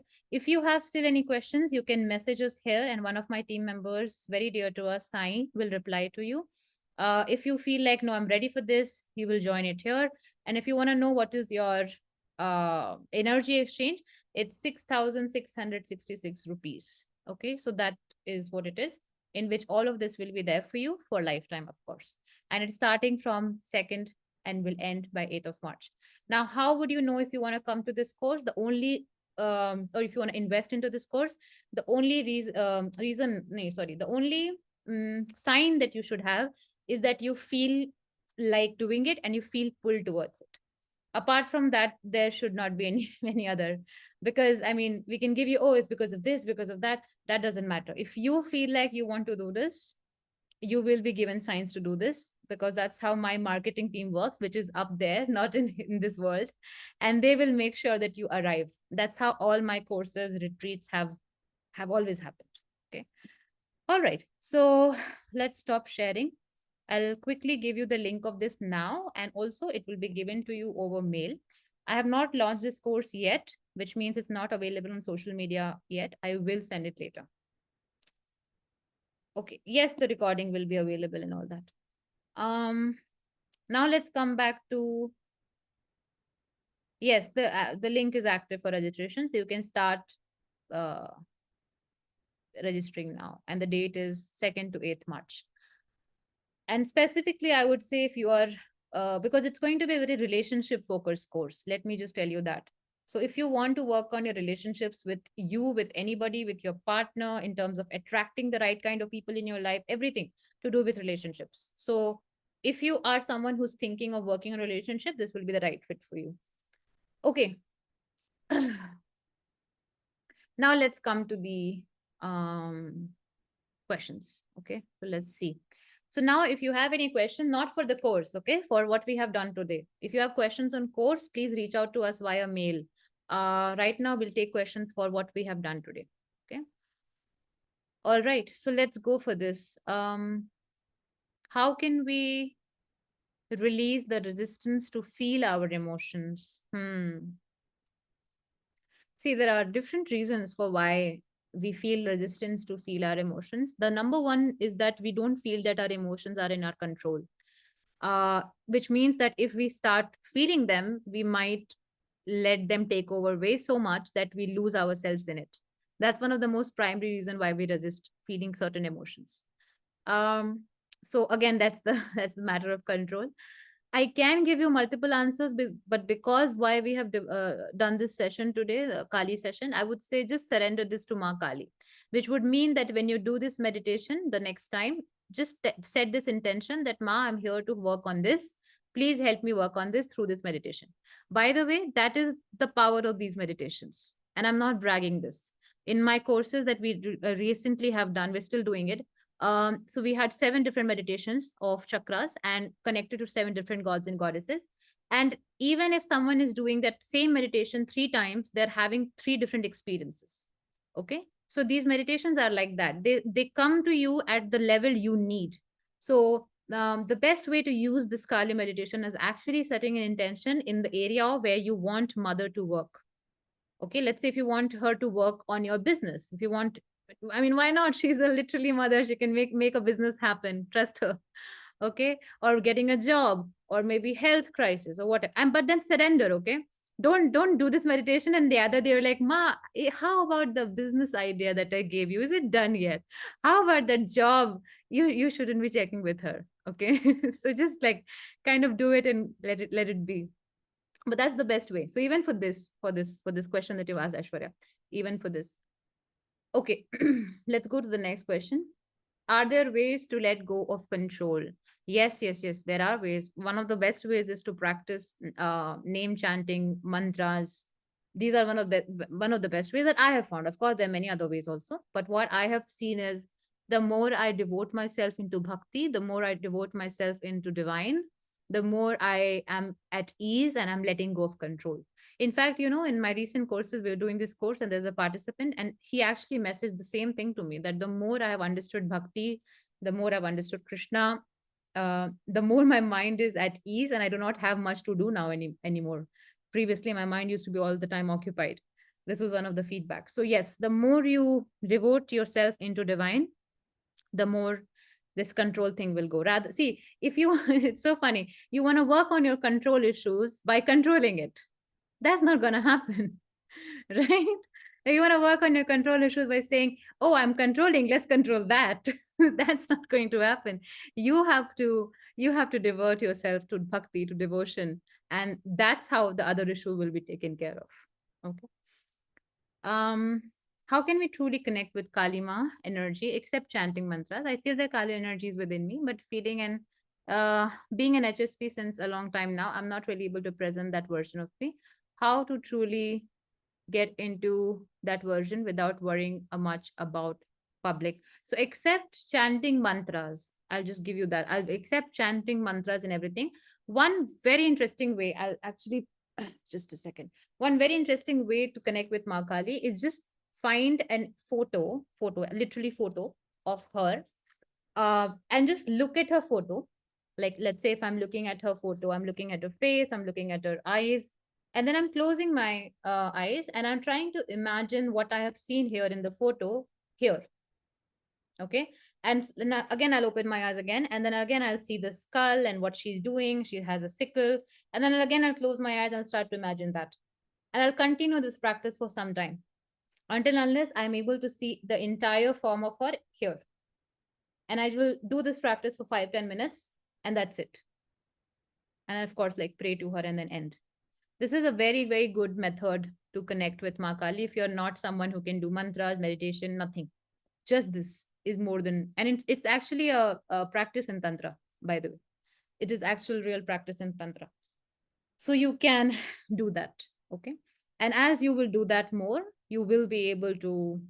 And Kali is in everybody, Balpreet. I mean, energy of Kali is literally in everybody. So, so yes, that is something we must know. As much as we would like to acknowledge that we have the energy of divine in us, we should also not forget that it is in all of us, not just in me. The moment I start to feel that I have Kali energy in me or I have Durga in me or whatever, we can get into the illusion of I have it, and we don't want to fall into that. Okay, so that's very, very important. Okay, let's go to the next question. I felt grief at the end of the meditation. Maybe because I could hear my child cry and I could stop the in the middle and clearly felt it was a part of my test. But ended up feeling heavy. Any thoughts why or what can I do to feel? No. Let yourself experience this grief. Because see, this is what Ma chose for you. She wanted you to experience this dilemma, this grief suddenly that is rising in you, and also this feeling that I'm doing this, but am I doing that right? Am I doing that mother thing right? She wants you to let this come in front of you, because without acknowledging this, you will not be able to go past this. And this is much more rooted. Okay, this is much more, and I think who's Medha is asking this, right? So Medha, because I've done recently a soul scan, this is much more rooted to all those information that we have talked about earlier. So she's letting it rise because it's good. Without acknowledging all of this, how will you? So I would say be in this. She will take it away when it is the time, maybe in few hours, maybe by tomorrow morning. But it's okay. Don't try to change it. Okay. Okay. And don't go in this. See, and this is not only for Medha, but for everybody else. We don't do meditations to feel better. Not this kind of meditation. Okay, like yes, the mind meditation and all that we have on apps nowadays, that may be, but these kind of meditations are not to feel better. Okay, these are to make you feel what you are supposed to feel, that you are avoiding, so that you release whatever is supposed to be released, and for your spiritual expansion. Okay, so accept whatever this meditation has made you feel. Okay, I felt Ma picking up and saw myself as a child. um nice. Nice. I don't want to get into what she was conveying and all that, because then I feel that would be kind of disrespecting her, because I think she has already done what she has done. So I don't want to be the one saying, "Oh, I know more than you, Ma. I will tell you what she meant." I don't want to do that. Okay, so let's just this be. I have tried of letting go out of control. I have come into flow, but sometimes, which has been sometimes drowning or chaotic. So how to control? Yeah, I've just answered this. You cannot control the need to control. That is, it is very, very ironical and humorous at the same time. So I would say work on devotion. In fact, or rather bhakti. So very recently, I've recorded a complete lesson on the 9 forms of bhakti, or the 9 paths of bhakti, and it has been part of a particular course that I'm doing, but I'm also planning to launch that specific chapter separately at a much more accessible approach, so that everybody can access that. I would suggest you to, whenever that comes out, I would suggest you to hear that, because that will actually make you realize what bhakti is. It is not what we think of it is. It is not just devotion, and the 9 forms of bhakti, and how just by taking at least one path, you can intensify your devotion, your divinity within you, and all of this control and this and that would be taken care of just by that. Okay. So, and it's not something new, honestly, that I'm talking about. Bhakti has been given to us by like the great gurus, which is much, much more behind us. But I'm just being an interpreter, sort of, for a medium again. Uh, can someone do this meditation their last lap of pregnancy if there's a high risk pregnancy? Oh, yes, please, Ankita. In fact, I would say when you do this, just like tell Ma that this is where I am at, and I trust you, and I'm surrendering this to you. Okay, definitely, definitely, you can do it.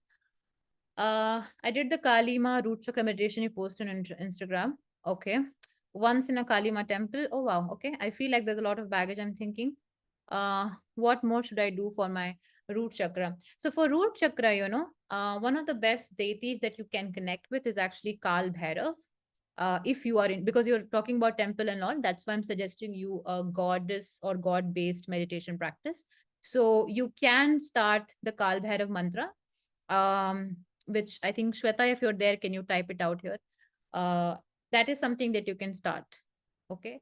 Because Kal Bhairav is something which can really help you with your root chakra strengthening and everything. He is literally the bodyguard, the protector, and root chakra is the doorway of our energy. So if he is guarding that, you will all be protected and safe in terms of your root chakra. Okay. So connect with, in fact, everybody who has root chakra issues, you can definitely connect with Kal Bhairav. Okay. Um, how to overcome distraction. While I was doing meditation, I was distracted, but at the same time, I was feeling heavy and ease. Ha. It happens, Ashwarya. Don't overcome. Let the distraction be. I mean, it's very natural because your mind is not ready to do all of this. It doesn't understand all of this. So it definitely wants to go into something that it understands. It doesn't understand what it is doing now. So if it would want to go to maybe a thought, maybe something which is happening outside, and that is okay. Okay. So don't try to do something about it. When it will be a time when you will need to be fully concentrated here, it will work like that. Okay. I have done so many meditations even for myself. I think I would say in 100 of, if I have done 10, 8 of them I have been distracted. It's only 2 where I have been completely focused because I really needed that, and my soul knew that, so I was all here. Okay. So don't try to do anything about it, I would say. uh let it roam roam around. See, that's the function of the mind. Come on, that is the function of the mind. You can't tell your mind to not do what it is actually best at. Okay, so let it roam around, um get distracted and everything, because see, you have to understand that when we are doing this practice, the visualization, the imagination, Kali is coming, this and that, it's not because if you don't visualize, it is not going to happen. It is already happening. Once you have given your permission to be in this session, that is already happening in a realm of consciousness, in a higher state. Okay, your mind is just trying to process what is happening up there. Okay, it's almost like, when you broadcast a show on radio, that show is already happening, but your set of radio, how much it is going to catch that, I mean, that depends upon your radio set. Okay, the show is already being broadcasted. So like that the work is already being done. Whether you catch it, whether you don't catch it, doesn't matter. Okay, and I want you to know this: whether you see it, hear it, not see it, not hear it, that has nothing to do with whatever you have experienced. It will still be there. And that is why you will feel a lot of things, because emotions are still going to be there. You will feel heavy and those kind of things. Okay. uh Yes. Okay. Okay, I've asked this. I feel so positive. She carried me in her lap. Um, okay. I felt so strong. She pulled my heart out. It was so beautiful. Amazing. Thank you for sharing, Sanchita. Mm. What is the difference between letting go of control and taking action when needed? Taking action when needed is your duty, because you have been born as a human and you have certain duties. You have to wake up, you have to brush your teeth, you have to probably take care of your body, exercise, eat good. That is your duty. Letting go of control is the truest nature of your atma, truest nature of your soul. Okay, and something that your ego doesn't like. So actually they're not related at all. Taking action is, I understand where might be this question coming from. Like maybe if I'm not controlling, will things happen in my life? Because usually we have this question. If I'm not in control, how will things happen? So that's the that's the interesting thing. Because when you're sleeping, you're not in control of your breath, but you're still breathing. Consciously not in control. I mean, you're not consciously in control, and that you have not told yourself, oh, I'm going to sleep now. So, nose and lungs, please keep breathing. You have not assigned anything there, and it is still still doing its job. Okay. So that's like that's the one of the most simplest example. Or even your organs, you have not told anything to your organs to, like, you have not told your heart to keep beating when you're sleeping. Okay, but it's still happening. So it is mere our illusion to think that if I am not taking action, it is just our way to feel I am important. If I am not taking action, then this world will stop. It's funny. It's funny when we think like that. Or if I will stop taking, see, it's your duty to cook food for your child, you will. It is your duty to do whatever for your partner, you will, or for your parents. But I mean, if it if it was true, then when people die, they are replaced very, very soon. And that is a bitter truth. They're replaced very, very soon. Okay. And of course, not emotionally, but someone has to do the work, right? Someone has to keep this Maya going. So it is just a matter of attachment to our importance that we feel, oh, without me, how will this world run? It will. It has been running without you existing since forever. And that is so beautiful about humans. We think, oh, we are running this world. My god, you like, human species are new. There were species before that. What makes you think you're so important? So that's funny. Anyways, let's go to the next question. Okay, just want to share experience. Somehow, late, somehow of late, okay, I have experienced that every time I'm doing a meditation involving Kali Maa, in spite of being a student, I feel this have urge to fall asleep or even yes, yes, yes, yes. I have felt, not felt, I don't know why I have known this about you, Namrata. I've understood this about you recently. Like, I have this intuition because you are in the part in the course also, no? So I already had this intuition that Namrata is a little bit resisting with the Kal Bhairav and the Kali thing. And that is that is there. Priya is adding, as usual, I slept off when you asked to imagine fire and then woke up when you said, would you thank her for? Yes. Um, I'll just say this, that Kal Bhairav and Ma Kali both are quite intense forms. And we know the intensity that we have within us. And we know that when we call upon something like that, that intensity will project out. And we do not want to consciously acknowledge that. Okay, I just want to, but yes, that is what. And because Kal Bhairav and Kali both are quite intense, quite fierce, and all those things. So, um, yeah, just that. So the intensity is the word that is coming to me for now. Okay, you might have to figure out what intensity, what is so intense within you that you are also a little bit not okay to see. Okay, and this could be anything. It could be an intense desire, it could be an intense resistance, it could be an intense anger, but something is really intense currently within you, that wants to nullify. Okay. Uh, Priya. Okay, it's fine. By the way, I've already told this. It's fine if you drift off, distracted, everything. There's no problem. Mm. She said, "I am in you as much as you are in me." Wow, thank you. I did take wishful tarot. I think I have already taken your question. Hi, I've already taken this. How to control that flow. But I just said that without control, I mean, you were trying to control something which is, I just said that. So maybe you can watch the recording.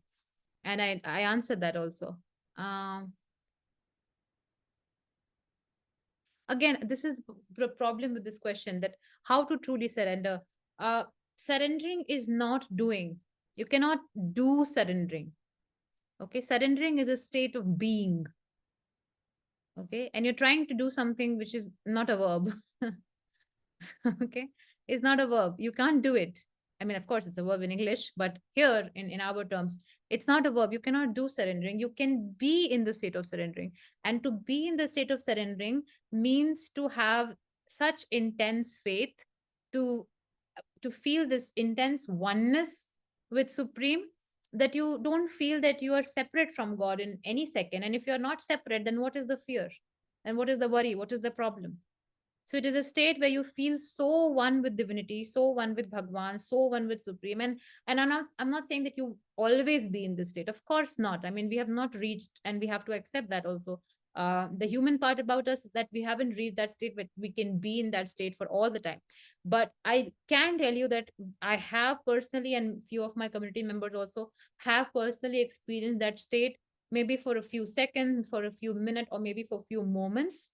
Like for once, that state was for me last time when I was in Rishikesh, and I was doing this physical retreat, and there were people, and in few sessions I used to forget that I am separate from God, as if there is no Shivangi, you know.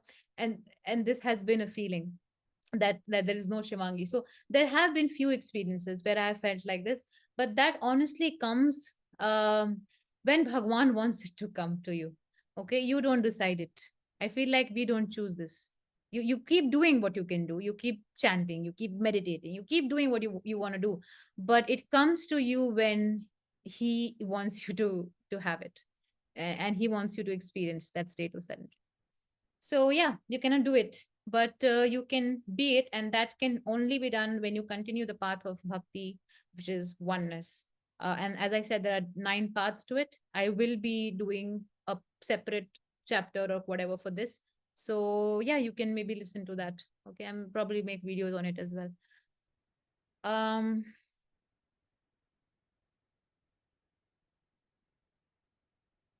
hmm. Anamika, because you're asking this question, Anamika, I'll say start chanting Ram, Ram, Ram, Ram. Only for you, Anamika. Okay. Mm, okay. Since the last 2 times, whenever I work with Ma Kali, Hanumanji appears in the meditation. Isn't you, Lekika, who asked about if Hanumanji is my spirit guide? Yeah. So you have already given that. So how can you not? How can you not have him? I've already given, and Hanumanji is like literally the most innocent divine form. He's like, okay, you have assigned me this label, I will come. Okay, it is that with him. So um am I being asked to work on being devotional or balancing masculine feminine energy? No, no, no. You are being, when Hanumanji and Ma Kali comes together. Just a second. You are being asked to honor your inner feminine energy, because Hanumanji does. So there's a story where Kali Maa is like doing some kind of practice in Patal Lok or somewhere, and Hanumanji is being the guard of her. He's guarding here that entire thing. So for Hanumanji, Ma Kali is like, like mother and honoring. So I feel like she's reminding you to honor your inner feminine energy. Okay, because sometimes we do not honor the feminine energy. We feel that it's and I'll tell you why. Because feminine energy brings such a wild chaotic energy sometimes.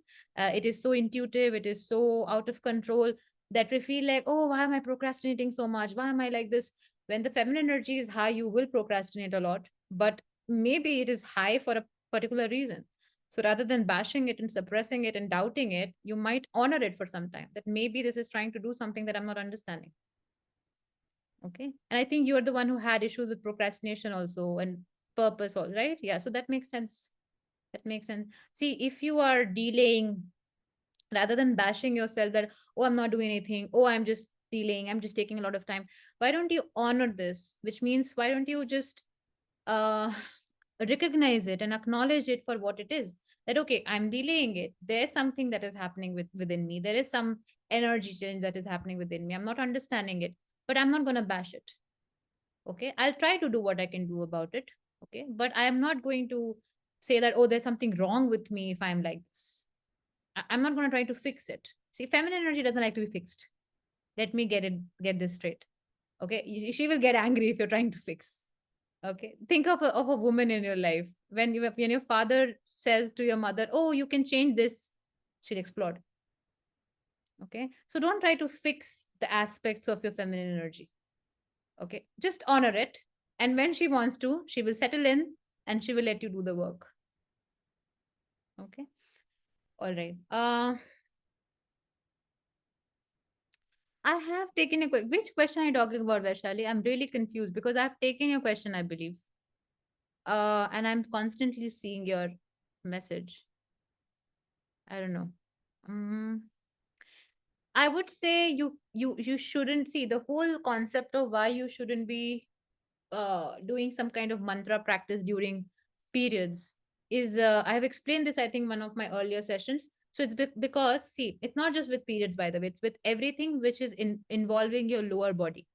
Okay, so the thing is that your lower body is the one that is responsible for creating tamasic state or doing the tamasic task. So there are three types of states of our consciousness. Okay, there's tamasic, there's rajasic, and there's sattvic.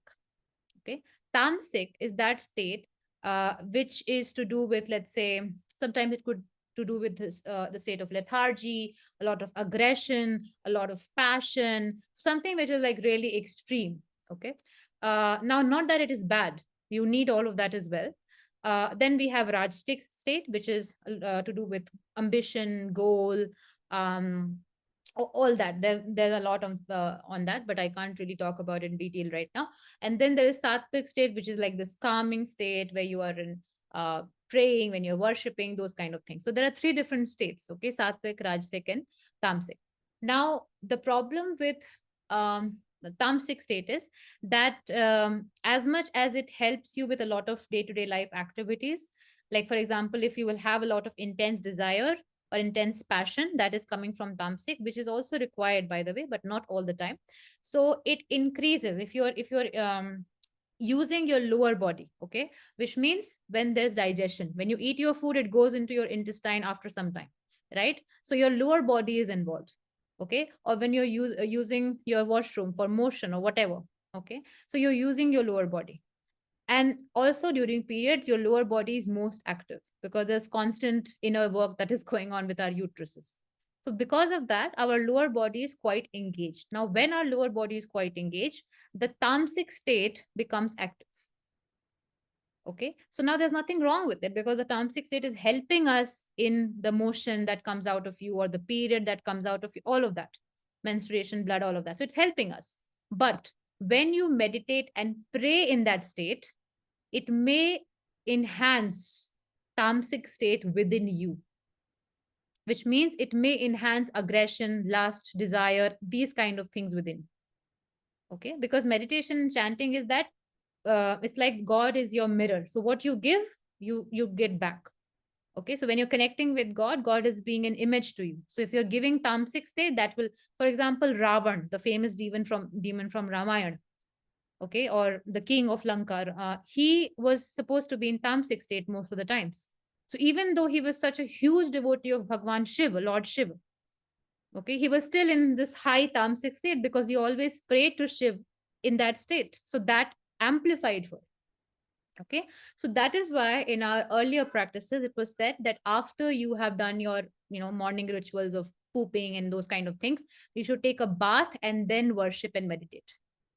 Okay, because taking a bath actually brings you back into the sattvic state if done from head. A bath from head, so like basically a shower. Okay, nowadays a shower, of course. So that.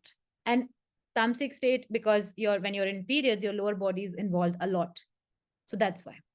Apart from this, there is no other logic. Okay, there's literally no other, a little bit of kundalini, but that's all. It has nothing to do with, oh, it's a sin and this and that. And sadly, we don't understand things and we start rebelling everything. Okay. So if you want to increase your tamasic state, please go for it. No problem. If that's what you want in your life, it's your choice. But if you don't want to, then you should think about it. So that's why mantra practice and those kind of things shouldn't be there. Now, why I told you today that you can do the Ma Kali meditation?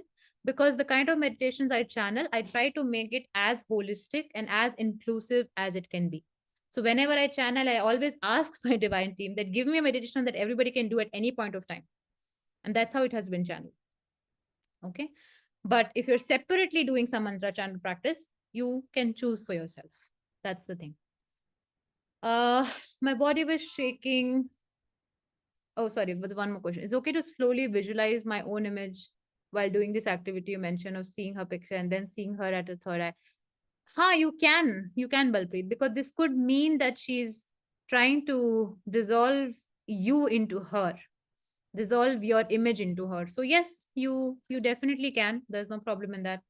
My body was shaking, the neck and heart vibrating, but in the end it felt like good, good, good. I felt that too. Mm. Oh, great, great, great, great. Okay. Oh, I saw an image of Ma Radha. Interesting. So I can see there are many questions, and I don't know how much time you guys have, but I'll try to answer a few more. Okay. Just let me go back to this. Huh. I want to say thank you for the soul scan. Fabulous. Thank you, Medha. I just did few soul scans. Few are pending. And I do not have a slot right now open, but whenever I will open, I will post it on my social media. So I saw an image of Ma Radha in the beginning, and another image after that was from Mahabharata. Oh, Kamya. Okay, maybe read more about Krishna. Okay, the flame which rose was strong. Okay, it actually felt cold. Uh-huh. Yes, I did feel that for some of you, the fire can actually feel cold rather than hot. Okay, that definitely came. Mm, purple in color, wearing only multicolored necklace. Okay, and the right leg was raised throughout. Interesting. Purple in color. Interesting. I don't know why I feel like this was Krishna for you, Ramba. I don't know why I feel like that. Could be. Definitely could be. Okay. The moment you said purple in color, necklace and all that, yeah, Krishna is quite into necklaces. So could be. Could be. Okay. Um, I saw an image of Maradha. Okay, I've already said this. Um, I saw her hand pierce through my skull. Wow. Quite an ego transformation. Quite an ego transformation. Okay. Mm. Since childhood, I felt unloved. It feel okay. By the way, I really want to appreciate the people who are listening to other people's questions also. It's really honoring to stay for the other person and their expression. It's really honoring. Thank you. Since childhood, I felt unloved. It's like I feel uncared. I feel abandoned, rejected. I attracted those settings, people since childhood. I still feel myself being in these feelings. I don't know where these feelings have come from. I keep accepting those feelings, but sometimes I feel tired of feeling those okay. Sometimes I feel handicapped and accept it was uh you have a strong attachment to the identity of a victim, Diksha. Okay, strong attachment. So you must work on this. Do this thing, okay? Next time when you do this Kali meditation, just tell her that Ma, I have come here to work on my attachment to being a victim, and I want you to end this attachment for me. I'm ready to completely give this to you. And after saying this, then do the meditation. Okay, just that. For now, just do that. I feel so clear and lighter now. Good. she pulled a long dark fiber like out of me and ate it like noodles. Oh yeah, Vashi. I felt that too. You know, Vashi, this could be a particular kind of disease as well, or some physical health issue as well. I don't know if you have anything like that, but it could be a physical health issue that she's trying to pull. In fact, I want to quickly tell you a story. So there's a community member of mine. She lives in Delhi. So this lady, she worked with me, I think a year back, and we did. So at that time, I used to do personal sessions. Now I don't do it, but in that session, I did this Kali meditation, very similar to not Kali meditation. Sorry, a meditation where we did something similar to what we have done, where these divine beings were pulling something out of her. And this lady was going through the problem of cyst in her uterus. Okay. And I actually didn't know what happened after that. I just did the meditation. She said, yeah, it's okay. I'm feeling good, whatever. We did all of that. And then I think it has been a year after that. I recently met her in Delhi, and she told me that, Shivangi, I forgot to tell you a very important thing. And I said, what? And she said that after that meditation, I went because she really trusts me. Like, she's really, really fond of me. I really love her for that. So she went to these doctors for a scan for the cyst, and there was no cyst found. Okay. And she went to four different doctors and got it scanned, and there's no cyst there. And trust me, I was also equally surprised like you guys, because I'm like, I can't do this. This is not me. And she was like, thank you so much. I'm like, I did not do this. I also didn't even know this happened. And yeah, so that, and I have had these kind of cases before also. This is a pretty recent one that I got to know. But I want you to know that that is the power that this divine team, these people have. And you can trust them with these kind of things also.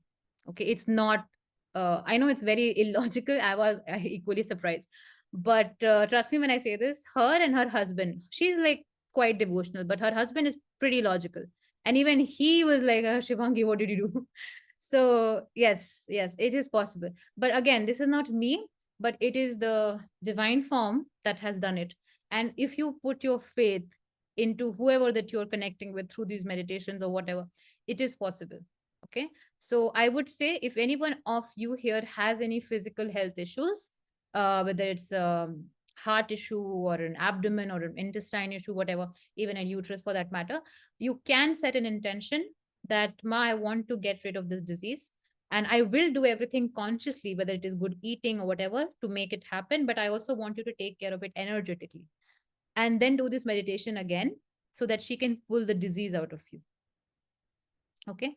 Something similar happened with my father also, but that's a different story. Uh, so yeah. So for now, I just want you to know the story. Why? Because I want you to know that you can do the same for yourself. You don't have to be suffering in a disease. You can try this by putting all your faith into it. Okay. Uh, good. Thank you so much. Mm, yes, Ankita, I agree. My hand. Wow. Okay. So good. Prayagraj. Havan Kund. Yes, I did feel like few of you would have uh seen some kind of Havan Kund. See, when if you have seen Havan Kund, this has to do with purification. So something is being purified within you, and it could be that there are certain parts of you that you do not feel that they are pure. Maybe, like sometimes we are ashamed of some desires, or ashamed of guilt or whatever that we store, and we feel like this is impure part of me. This is like, for example, if you get jealous of somebody, you feel, oh, how bad of me. So that part of you becomes impure in your own eyes, even though it is not, but it becomes impure. And seeing the Havan Kund is like, Ma is helping you to even accept that, and acceptance would mean to purify that. Okay, so that is what the connection is. Ha. Yes, Purva. So continue doing it. Continue the Ram, Ram, Ram thing. You have to do. You have to do it. It's good. It's good that you felt that pain in your solar plexus and sacral chakra. Just continue. I saw Anand Maiman during meditation. Oh, love this for you. Who has said this? Imane. Amazing. Thank you so much for sharing this, by the way. I love Anand Mahima. I am a huge fan of her. So I am so glad. I'm so glad that you saw her. And yes, Anand Mahima and like the Divine Mother is kind of irreplaceable. No, sorry, not irreplaceable, but kind of you can exchange them for each other because they are one and the same. So great, great that you saw her. I would say if you're already not a devotee of her, already not praying to her and reading about her teachings, you should. And if you're coming to India, Imane, I remember you have said this before, you should visit this place called Haridwar because there is this Anand Mahima ashram in Haridwar where her samadhi is, where she is resting kind of, or her physical body is resting, whatever. But she's there. She's definitely there, and you will feel where she used to sit and all those kind of things. I have been there, and oh, amazing. If you are a follower of Ma, you would like to go there. Okay, so just a suggestion. Mm, thank you. Balpreet, I've answered this before to slowly visualize and all that. If you couldn't catch it, I'll share the recording and then try to hear that part. Okay. Uterus and ovaries and tearing. Yes, I saw the radiating from my lower abdomen. I think I was meant to be here. Gratitude. How does a soul scan help? Great, great, great, Sonali, that you saw this. And it could be really healing for your womb, what you have seen. I would also feel like telling you that you should continue this at least in 10 days. Once in 10 days, you should do this meditation one more time, and few more times rather, because I feel like there's a lot of baggage that you're carrying from so many lifetimes in your sacral chakra in your womb, and they are stopping you to love you and love the world. Honestly, they're stopping you to truly love all, and and that is actually love. When we say we love ourselves, we also love the world, because self and world are not separate from each other. When you think about self love, the modern whatever philosophy says, oh, I am special, but that's not what truly self love is. Okay, so yes, I feel like that is going to happen to you eventually, Sonali. You will truly understand what love is, and you will expand love within you and out of you as well. But for that to happen, first the baggage has to be cleared, and that is why I'd suggest you to do this 2 3 times. And I feel like eventually, after when Ma Kali would have done her job, she will make you reach to Krishna and Radha. She will make you reach to them. Okay, they will enter your life when it is time.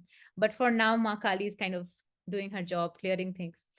Soul scan, huh? It's a big question. Soul scan, how does a soul scan help?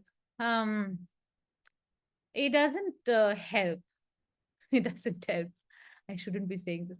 I don't know actually what to say about soul scan, Sonali. But soul scan is a process where I talk to your soul and tell you everything that your soul wants to tell you, from your karmic impressions to your healing to what you should be doing, to your soul purpose, all those kind of things. And it is something which I have heard from the people who have taken it and done 300 soul scans so far. Um, it just makes them feel like they have actually heard their soul.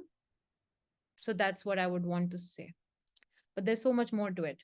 Okay, so that is what a soul scan does. But I have actually decreased the number of soul scans that I do now because of the time availability and everything. So currently I had opened 8 slots which were booked in a day actually. So I will probably open again in March end. If you want to, just keep an eye on my Instagram during that time and you can book it then. Okay.